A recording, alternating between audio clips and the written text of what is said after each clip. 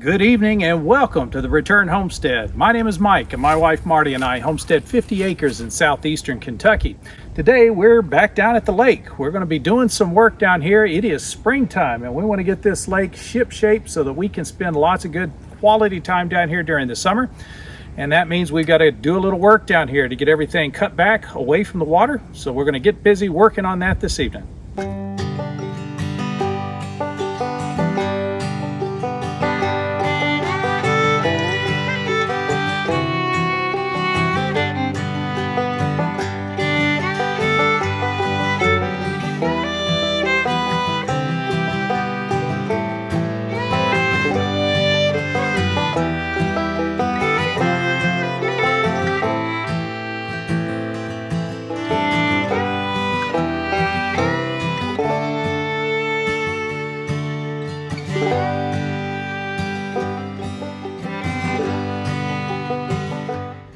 When Marty and I were first looking at this property and we were still out in Nevada and we hadn't had an opportunity to put foot on the property until we got here, we had to make a decision about what we wanted to purchase based solely on what we were able to see online. And when we saw this lake and this area around the lake, it was one of the things that really caught our attention and made us want to own this property. There's just a lot of beauty around here. We've got the opportunity for recreation, lots of opportunity to relax, peacefully enjoy some quiet out here in the woods. But we've also got fish in the lake, so there is a food source here. We just need to spend time down here pulling the fish out of the water. And when we do that, we want to come down and spend an entire day down here. So far, we haven't spent more than a few hours down here at any one time. And we are really looking forward this summer to setting aside some time specifically to spend an entire day or even more just hanging out down here at the lake. We've got most of the road around the lake cleared. So the top of the dam is cleared off here. We've at least got the grass cut back. We've got all of this brush that has been allowed to grow up right to the edge of the dam though, and we've got to get these trees off of the dam. One of the worst things you could have on a dam for a lake is a tree. Those roots will grow through that dam. They will eventually create a pathway for the water to escape. So we need to clear all these trees out. We've already made 2 excursions down there onto the dam to take some of this stuff out. And we've only made it down part of this side of the lake so far. We've still got quite a bit of work to do in here. So that's what I'm going to be working on this evening, is getting some of this cut out. The lake does look like it's a little higher than normal. We have been getting a significant amount of rain. This is the overflow for the lake. And the water does look a little higher than it normally does, but you can see we're not blocked here. Water is flowing. And that just goes through the dam, comes out the other side. And it's just going to flow right down into the creek.